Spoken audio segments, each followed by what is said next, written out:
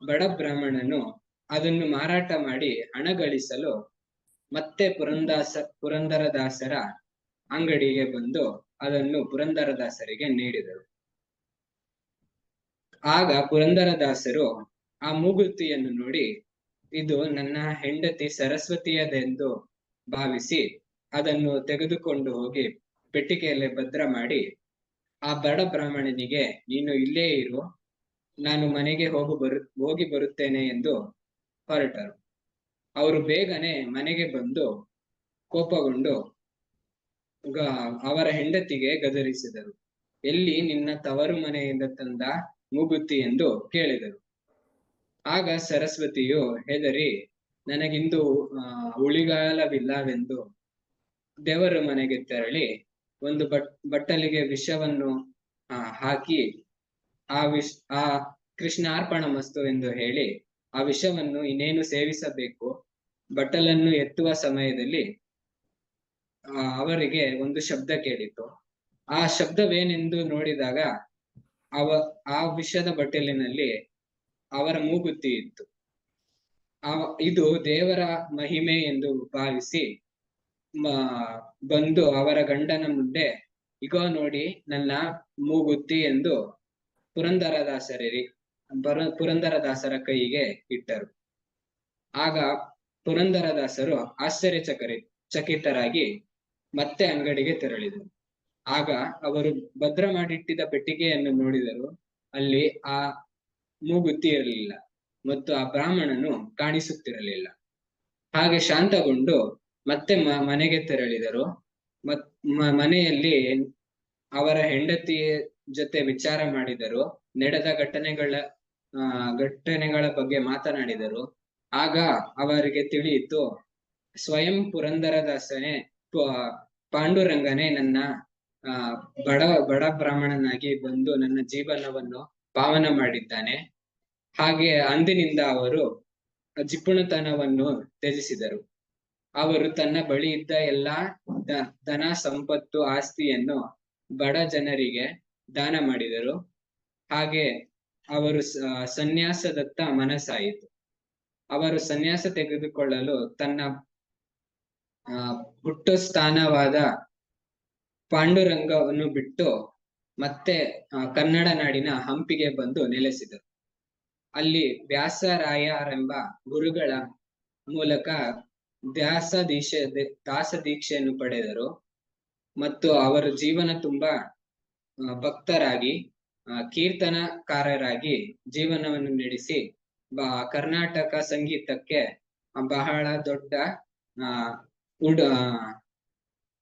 ಬಹಳ ದೊಡ್ಡ ಭಾಗವನ್ನು ನೀಡಿದ್ದಾರೆ. ಹೀಗಾಗಿ ಮತ್ತು ಈ ಕಥೆಯಿಂದ ಏನು ತಿಳಿಯಬಹುದೆಂದರೆ ಜಿಪುಣರನ್ನು ದೇವರು ಎಂದು ಪ್ರೀತಿಸುವುದು. ಧನ್ಯವಾದ.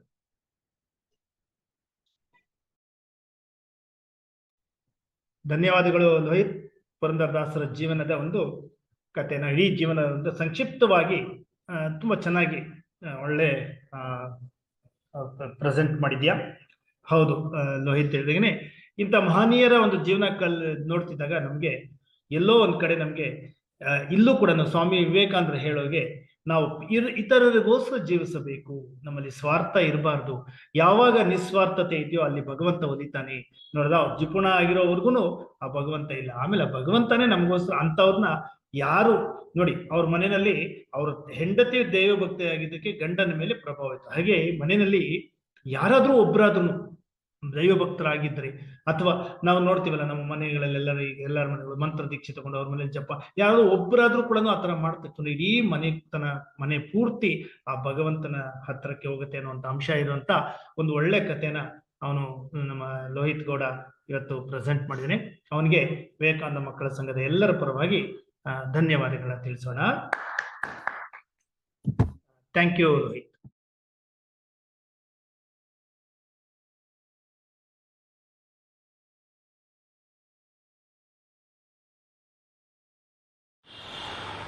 ಶ್ರೀ ಗುರುಭ್ಯೋ ನಮಃ. ಹರಿ ಓಂ. ಜಯ ರಾಮಕೃಷ್ಣ. ವಿವೇಕಾನಂದ ಮಕ್ಕಳ ಸಂಘ ಹೆಸರು ಬಹಳ ಮಕ್ಕಳ ಸಂಘ ಅನ್ನುವಂತಹ ಶಬ್ದ ಇದ್ರೂ ಕೂಡ ಬಹಳ ಮಹತ್ತಾದಂತಹ ಕಾರ್ಯವನ್ನು ಮಾಡ್ತಾ ಇದೆ ಈ ಸಂಘ. ಮಹಾಭಾರತದ ಒಂದು ಸಂದರ್ಭ ನೆನಪಿಗೆ ಬರ್ತದೆ ನನಗೆ. ಒಬ್ಬಳು ತಾಯಿ 3-4 ವರ್ಷದ ಮಗುವನ್ನು ಇಟ್ಕೊಂಡಿರೋಂಥವಳು ಗುರುಗಳ ಹತ್ರ ಕೇಳ್ತಾಳಂತೆ, ನಾನು ಮಗುವಿಗೆ ಯಾವಾಗ ಸಂಸ್ಕಾರ ಕೊಡೋದನ್ನು ಪ್ರಾರಂಭಿಸಬೇಕು ಅಂತ ಹೇಳಿ. ಆಗ ಗುರುಗಳು ಹೇಳಿದಂತೆ, ಮಗು ಅಂತ ಯಾವಾಗ ಕಲಿಸ್ಕೊಳ್ತೋ ಆವಾಗಲಿಂದಲೇ ಸಂಸ್ಕಾರವನ್ನು ಕೊಡುವುದು ಪ್ರಾರಂಭ ಮಾಡಬೇಕು ತಾಯಿ ಅಂತ ಹೇಳಿ. ಈ ವಿಷಯ ನಮ್ಮಲ್ಲಿ ಹೆಚ್ಚಿನ ತಾಯಂದಿರು ತಂದೆಯಂದರು ಮರೆತಿರುವಂತೆ ಕಾಣ್ತಾ ಇದೆ. ಇಂತಹ ಸಂದರ್ಭದಲ್ಲಿ ರಾಮಕೃಷ್ಣ ಮಠ ಬಸವನ ಗುಡಿಯಿಂದ ನಡೀತಾ ಇರುವಂತಹ ವಿವೇಕಾನಂದ ಬಾಲಕ ಸಂಘ, ಅದರಿಂದ ಪ್ರೇರಣೆಗೊಂಡು ವಿವೇಕಾನಂದ ಮಕ್ಕಳ ಸಂಘ ಬೆಂಗಳೂರಿನ ಒಂದು ತುದಿಯಲ್ಲಿ ತನ್ನದೇ ಆದಂತಹ ಶೈಲಿಯಲ್ಲಿ ಸೈಲೆಂಟಾಗಿ ಸಂಸ್ಕಾರ ನೀಡುವಂತಹ ಕೆಲಸವನ್ನು ಕೋವಿಡ್ ಪೂರ್ವದಲ್ಲೂ ಕೋವಿಡ್ ನಂತರದಲ್ಲೂ ಕೂಡ ಮಾಡಿಕೊಂಡು ಬರ್ತಾ ಇರುವಂಥದ್ದು ಬಹಳ ಶ್ಲಾಘನೀಯ. ಇವತ್ತು ಎಲ್ಲ ವಿದ್ಯೆಗಳಿಗಿಂತ ಟೆಕ್ನಿಕಲ್ ನಾಲೆಡ್ಜ್ ಆಗ್ಬೋದು, ಅಕಾಡೆಮಿಕ್ ನಾಲೆಡ್ಜ್ ಆಗ್ಬೋದು, ಪ್ರೊಫೆಷನಲ್ ಎಕ್ಸಲೆನ್ಸ್ ಆಗ್ಬೋದು, ಇದೆಲ್ಲದಕ್ಕಿಂತ ಬಹಳ ಬಹಳ ಮುಖ್ಯವಾಗಿ ಬೇಕಾಗಿರುವಂಥದ್ದು ಉತ್ತಮ ಸಂಸ್ಕಾರ. ಇಂತಹ ಸಂಸ್ಕಾರವನ್ನು ಕಳೆದ ಸುಮಾರು ವರ್ಷಗಳಿಂದ ಹೇಗೆ ಹೂವು ಜಗತ್ತಿಗೆ ಗೊತ್ತಾಗದೇ ಇರುವಂತಹ ರೀತಿಯಲ್ಲಿ ಅರಳುತ್ತಾ ಸುಗಂಧವನ್ನು ಬೀರ್ತಾ ಪವಿತ್ರತೆಯನ್ನು ತಂದುಕೊಡ್ತಾ ಭಗವಂತನ ಮಡಿಲಿಗೆ ಏರ್ತದೋ ಅದೇ ರೀತಿಯಲ್ಲಿ ಸಣ್ಣ ಸಣ್ಣ ಬಾಲಕರನ್ನು ಅವರವರು ಇರುವಂತಹ ಜಾಗದಲ್ಲೇ ಆನ್ಲೈನ್ ಮೂಲಕ 900 ತರಗತಿಗಳನ್ನು ನಡೆಸಿ ಆ ಮನೆಗಳನ್ನು ಬೆಳಗುವಂತಹ ಕಾರ್ಯವನ್ನು ಹರೀಶ್ ಅವರ ಕುಟುಂಬದವರು ಹಾಗೂ ವಿವೇಕಾನಂದ ಮಕ್ಕಳ ಸಂಘದ ಎಲ್ಲ ಪರಿವಾರದವರು ಇಂತಹ ಒಂದು ಕಾರ್ಯಕ್ರಮವನ್ನು ಮಾಡಿಕೊಂಡು ಬಂದಿದ್ದಾರೆ. ಬಹಳ ಬಹಳ ಸಂತೋಷಕರವಾದಂತಹ ವಿಷಯ ಇದು. ಎಲ್ಲ ಅಕಾಡೆಮಿಕ್ ಎಜುಕೇಷನ್ಗಿಂತ ಇದು ಬಹಳ ಮುಖ್ಯ ಅಂತ ಹೇಳೋದಕ್ಕೆ ಈ ಸಂದರ್ಭದಲ್ಲಿ ನಾನು ಇಚ್ಛೆಪಡ್ತೇನೆ. ಹಾಗೂ ಇದರ ಲಾಭವನ್ನು ಪಡಿತಾ ಇರುವಂತಹ ಎಲ್ಲ ಮಕ್ಕಳಿಗೂ ಕೂಡ ನನ್ನ ಅನಂತ ಶುಭಾಶಯಗಳು. ರಾಮಕೃಷ್ಣರು, ಶಾರದಾ ಮಾತೆ, ವಿವೇಕಾನಂದರು ನಿಮ್ಮ ಜೀವನದ ಅವಿಭಾಜ್ಯ ಅಂಗವಾಗಲಿ. ಅವರು ನಿಮ್ಮ ಜೀವನವನ್ನು ಬೆಳಗಲಿ ಮತ್ತು ನೀವು ಆಜೀವ ಪರ್ಯಂತ ನೀವು ಬೆಳೆಯುತ್ತಾ ಬೆಳಕನ್ನು, ದಿವ್ಯತ್ರೆಯ ಸಂದೇಶವನ್ನು ನೀಡುವಂತಹ ವಾಹಕರಾಗಲಿ ಅಂತ ಆಶಿಸುತ್ತಾ ಈ 900ನೇ ವಾರದ ಈ ಕಾರ್ಯಕ್ರಮದಲ್ಲಿ ನಿಮ್ಮೆಲ್ಲರಿಗೂ ಕೂಡ ಶುಭವನ್ನು ಹಾರೈಸುವುದಕ್ಕೆ ಹಾಗೂ ದಿವ್ಯತ್ರೆಯರ ಆಶೀರ್ವಾದವನ್ನು ನಿಮಗೆ ತಂದುಕೊಡೋದಕ್ಕೆ ಈ ಸಂದರ್ಭದಲ್ಲಿ ನಾನು ಹೃತ್ಪೂರ್ವಕವಾಗಿ ಪ್ರಾರ್ಥಿಸುತ್ತೇನೆ. ನಿಮ್ಮೆಲ್ಲರಿಗೂ ಒಳಿತಾಗಲಿ, ಶುಭವಾಗಲಿ.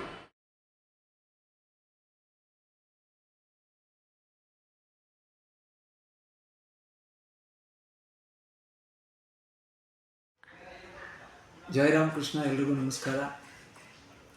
ಸ್ವಾಮಿ ವಿವೇಕಾನಂದ ಮಕ್ಕಳ ಸಂಘದ ಅದ್ಭುತ ಸಾಧನೆಯನ್ನು ಕೇಳಿದೆ. ಸತತವಾಗಿ 900 ವಾರಗಳು ಈ ತರಗತಿಗಳನ್ನು ನಡೆಸ್ತಾ ಮಕ್ಕಳಲ್ಲಿ ದಿವ್ಯತ್ರಯರಾದ ಶ್ರೀರಾಮಕೃಷ್ಣರು, ಶ್ರೀಮಾತೆಯವರು ಮತ್ತು ಸ್ವಾಮಿ ವಿವೇಕಾನಂದರ ಜೀವನ ಸಂದೇಶವನ್ನು ಬಿತ್ತುತ್ತಾ ಒಳ್ಳೆ ಮಾರ್ಗದರ್ಶನ ಮಾಡ್ತಾ ಅವರ ವ್ಯಕ್ತಿತ್ವ ನಿರ್ಮಾಣ, ಶೀಲ ನಿರ್ಮಾಣಕ್ಕಾಗಿ ಸೇವೆ ಸಲ್ಲಿಸ್ತಿರುವಂಥ ಸಂಸ್ಥೆ ಇದು. ಶ್ರೀ ಹರೀಶ್ ಅವರು ಮತ್ತು ಅವ್ರ ಜೊತೆ ಸೇವೆ ಸಲ್ಲಿಸ್ತಿರುವಂಥ ಎಲ್ಲರೂ ಕೂಡ ಬಹಳ ಒಳ್ಳೆ ಕೆಲಸವನ್ನು ಮಾಡ್ತಾ ಇದ್ದಾರೆ. ಮತ್ತು ಇಲ್ಲಿ ತರಬೇತಿ ಪಡೆದಂಥ ಮಕ್ಕಳೆಲ್ಲರೂ ಕೂಡ ತುಂಬ ಚೆನ್ನಾಗೇ ಮುಂದೆ ರೂಪುಗೊಳ್ತಾರೆ ಜೀವನದಲ್ಲಿ ಅನ್ನುವಂಥ ಭರವಸೆ ನಮಗಿದೆ. ನಾನು ಕೂಡ ಅದರ ವಾರ್ಷಿಕೋತ್ಸವ ಒಂದಕ್ಕೆ ನಾನು ಬಂದಿದ್ದೆ ಮತ್ತು ಶ್ರೀ ಹರೀಶ್ ಅವರು ನನಗೆ ವಿಡಿಯೋ ಕಳಿಸ್ತಾ ಇರ್ತಾರೆ. ಭಾಳ ಸುಶ್ರಾವ್ಯವಾಗಿ ಮಕ್ಕಳು ಹಾಡುವಂಥದ್ದು, ದಿವ್ಯತ್ರಯರನ್ನು ಅಲಂಕಾರ ಮಾಡಿ ಪ್ರತಿನಿತ್ಯ ಪೂಜೆ ಆರತಿ, ಅದರ ವಿಡಿಯೋವನ್ನು ನಾನು ಕೂಡ ನೋಡಿದ್ದೀನಿ. ಈ ಒಂದು ಸುಸಂದರ್ಭದಲ್ಲಿ ವಿವೇಕಾನಂದ ಮಕ್ಕಳ ಸಂಘ ಮತ್ತು ವಿವೇಕಾನಂದ ಅಧ್ಯಯನ ಕೇಂದ್ರ ಇದನ್ನು ನಡೆಸ್ತಿರುವಂಥ ಹರೀಶ್ ಮತ್ತು ಇತರ ಎಲ್ಲ ಹಿರಿಯರಿಗೂ ಮತ್ತು ಭಾಗವಹಿಸ್ತಿರುವಂಥ ಎಲ್ಲ ವಿದ್ಯಾರ್ಥಿನಿಯರು ಮತ್ತು ಎಲ್ಲ ಸದ್ಭಕ್ತರಿಗೂ ಕೂಡ ನನ್ನ ಹಾರ್ದಿಕ ಶುಭಾಶಯಗಳನ್ನು ಅರ್ಪಿಸ್ತೀನಿ. ದಿವ್ಯತ್ರಯರ ಕೃಪಾಶೀರ್ವಾದ ಇವರೆಲ್ಲರ ಮೇಲೂ ಇರಲಿ. ಅವರು ಇನ್ನೂ ಉನ್ನತವಾಗಿ ಬೆಳೆದು ದೇಶ ಸೇವೆಯನ್ನು, ಜನರ ಸೇವೆಯನ್ನು ಮಾಡುವಂತಾಗಲಿ. ಶ್ರದ್ಧಾಭಕ್ತಿಯನ್ನು ದಿವ್ಯತ್ರೆಯರು ಹೆಚ್ಚೆಚ್ಚು ಅವರಲ್ಲಿ ತುಂಬಲಿ ಅಂತ ಆಶಿಸ್ತೀನಿ. ಜಯ ರಾಮಕೃಷ್ಣ.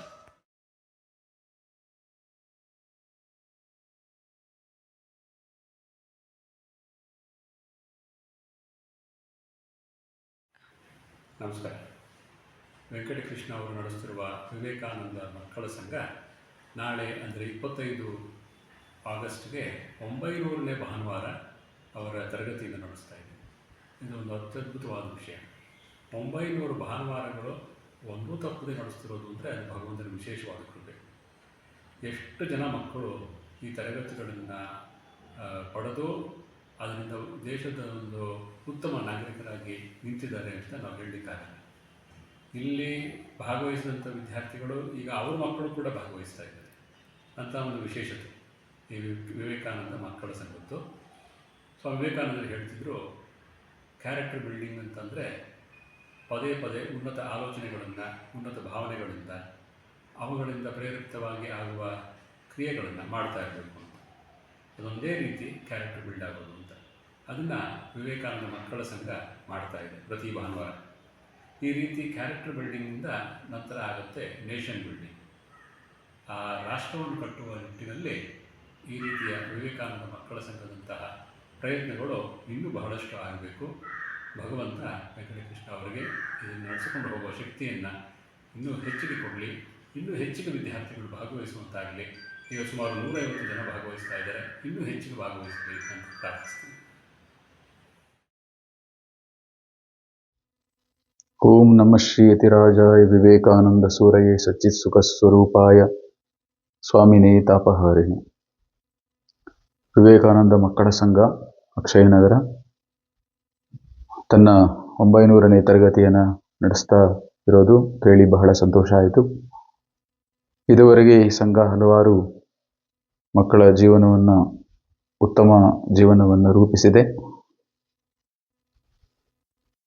ಭಜನೆಗಳ ಮೂಲಕ, ಕಥೆಗಳ ಮೂಲಕ, ಪ್ರವಚನಗಳ ಮೂಲಕ ಒಳ್ಳೊಳ್ಳೆ ವಿಚಾರಗಳು ಚಿಕ್ಕ ಮಕ್ಕಳಿಗೆ ತಲುಪುತ್ತಾ ಇರೋದನ್ನು ನಾವು ಕಾಣ್ತಾ ಇದ್ದೇವೆ. ಇದರ ಸಂಚಾಲಕರಾದಂಥ ಹರೀಶ್ ಅವರು ಬಹಳ ಉತ್ಸಾಹದಿಂದ ಇದನ್ನು ಮಾಡಿಕೊಂಡು ಬರ್ತಾ ಇದ್ದಾರೆ. ಚಿಕ್ಕ ವಯಸ್ಸಿನಲ್ಲೇ ಒಳ್ಳೆಯ ವಿಚಾರಗಳು ತಿಳಿದಾಗ ಮಾತ್ರ ಉನ್ನತ ಮಟ್ಟದ ಆದರ್ಶವನ್ನು ಮಕ್ಕಳು ತಿಳ್ಕೊಂಡಾಗ ಮಾತ್ರ ಒಳ್ಳೆಯ ವ್ಯಕ್ತಿತ್ವವನ್ನು ರೂಪಿಸಿಕೊಳ್ಳೋದಕ್ಕೆ ಸಹಾಯ ಆಗುತ್ತೆ. ಈ ನಿಟ್ಟಿನಲ್ಲಿ ಮಕ್ಕಳ ಸಂಘದ ಅವಶ್ಯಕತೆ ಸಮಾಜದಲ್ಲಿ ತುಂಬ ಇದೆ. ಎಲ್ಲ ಒಂದು ಬಡಾವಣೆಗಳಲ್ಲೂ ಕೂಡ ವಿವೇಕಾನಂದ ಮಕ್ಕಳ ಸಂಘಗಳು ಕಾರ್ಯನಿರ್ವಹಿಸಿದರೆ ಇನ್ನೂ ಹೆಚ್ಚು ಮಕ್ಕಳು ಪ್ರಯೋಜನವನ್ನು ಪಡೆದುಕೊಳ್ತಾರೆ. ಉತ್ತಮ ಸಮಾಜದ ನಿರ್ಮಾಣ ಇದರಿಂದ ಖಂಡಿತ ಸಾಧ್ಯ. ಹೀಗೆ ನಿಮ್ಮ ತರಗತಿಗಳು ಯಾವುದೇ ಅಡ್ಡಿ ಆತಂಕ ಇಲ್ಲದೆ ಮುಂದೆ ಕೂಡ ಮುಂದುವರಿಯಲಿ ಅಂತ ನಾನು ಹಾರೈಸ್ತೇನೆ. ಎಲ್ಲರಿಗೂ ಕೂಡ ನಮಸ್ಕಾರಗಳು.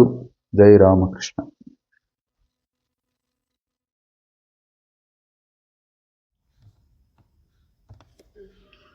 ಜಯ ರಾಮಕೃಷ್ಣ. ಬಹುವಿಘ್ನಾಸ್ತು ಸದಾ ಕಲ್ಯಾಣ ಸಿದ್ಧಯಃ. ಒಳ್ಳೆಯ ಕಾರ್ಯಗಳಿಗೆ ವಿಘ್ನಗಳು ಬಹಳವಿರುತ್ತದೆ.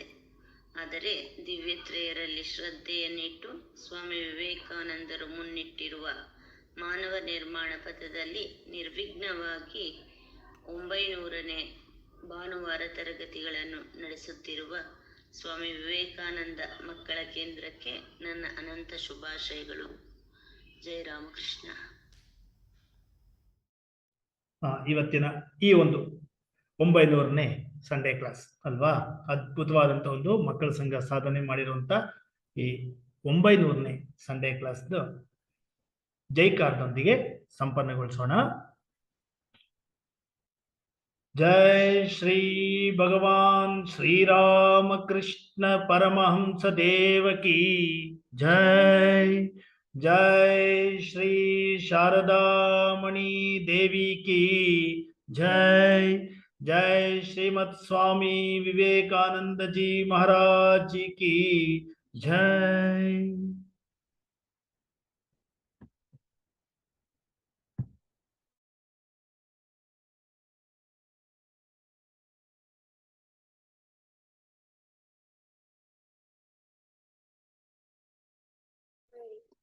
Jayaram Krishna sir. Jayaram Krishna sir. Jayaram Krishna sir. Jayaram Krishna sir. Jayaram Krishna sir. Jayaram Krishna sir. Jayaram Krishna sir.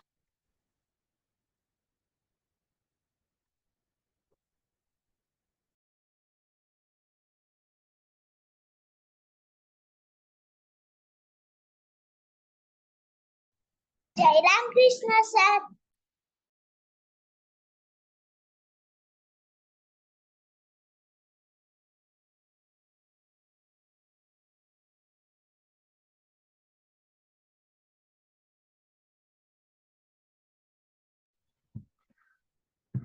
ಮಕ್ಕಳ, ಇವತ್ತು ವಾಲಂಟರಿಯಾಗಿ ನಮ್ಮ ಶ್ರಾವ್ಯ ಪಿ ಭಾರ್ಗವ್ ಅವಳು ಬಂದಿದ್ದಾಳೆ. ಅವಳು ಇವತ್ತು ವಾಲಂಟರಿ ಕೆಲಸ ಮಾಡಿದ್ದಾಳೆ. ನೋಡಿ, ಎಷ್ಟು ಅವರ ತಂದೆ ತಾಯಿ ಕೂಡ ಅವಳಿಗೆ ಸಹಕಾರ ನೀಡಿ ಉತ್ತಮವಾದಂಥ ಹೂಗಳನ್ನೆಲ್ಲ ತಂದು ಇವತ್ತಿನ ಅಲಂಕಾರ ಮಾಡಿ ಇವತ್ತೆಲ್ಲ ಅರೇಂಜ್ಮೆಂಟ್ಸ್ನ ಶ್ರಾವ್ಯ ಪಿ ಭಾರ್ಗವ್ ಮಾಡಿದ್ದಾಳೆ. ಅವಳಿಗೂ ಕೂಡ ನಮ್ಮ ಮಕ್ಕಳ ಸಂಘದ ಎಲ್ಲ ಪುಟಾಣಿಗಳ ಪರವಾಗಿ ಧನ್ಯವಾದಗಳನ್ನು ಸಲ್ಲಿಸೋಣ.